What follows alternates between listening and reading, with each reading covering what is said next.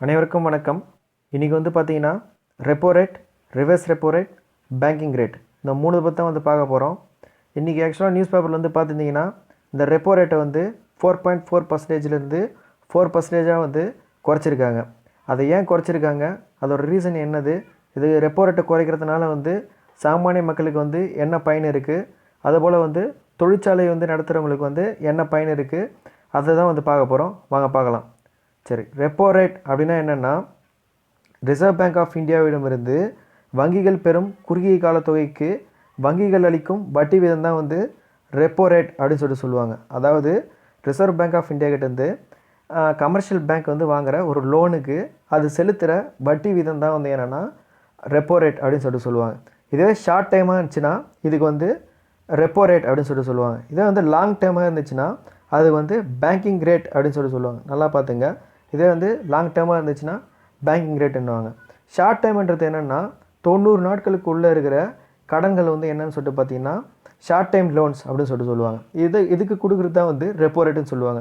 Long time loan அப்படின்னா 3 மந்த்ஸுக்கு மேலே, above 3 months, இதெல்லாம் வந்து லாங் டைம் சொல்லுவாங்க. சரி, ஏன் வந்து இப்போ இந்த சுச்சுவேஷனில் வந்து ஒரு அப்நார்மல் சுச்சுவேஷனில் ஏன் வந்து குறைக்கிறாங்க அப்படின்னு சொல்லிட்டு பார்த்தீங்கன்னா, எப்போல்லாம் மக்களிடம் வந்து பணப்புழக்கம் குறைகிறதோ, தொழில்துறை வந்து சுணக்கம் ஏற்படுகிறதோ அப்போல்லாம் வந்து இந்த ரெப்போ ரேட்டை வந்து குறைப்பாங்க.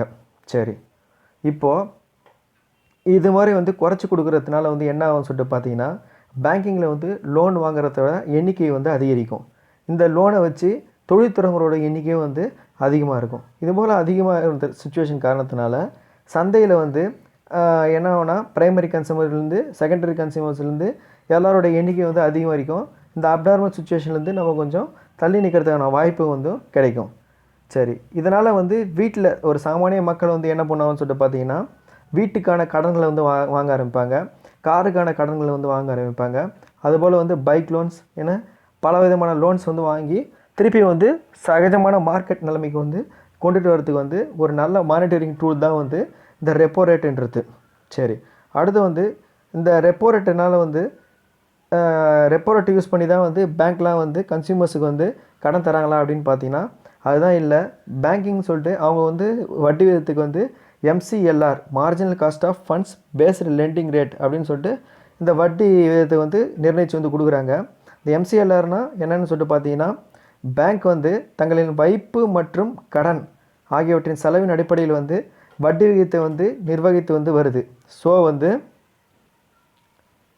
என்ன பண்ணுவாங்கன்னா, இந்த ரெப்போ ரேட் குறையும் போது அனைத்து வங்கிகளும் இதனை நடைமுறைப்படுத்த வேண்டும்னு சொல்லிட்டு இந்த சக்திகாந்த் தாஸ் வந்து சொல்லியிருக்காரு. தேங்க்யூ.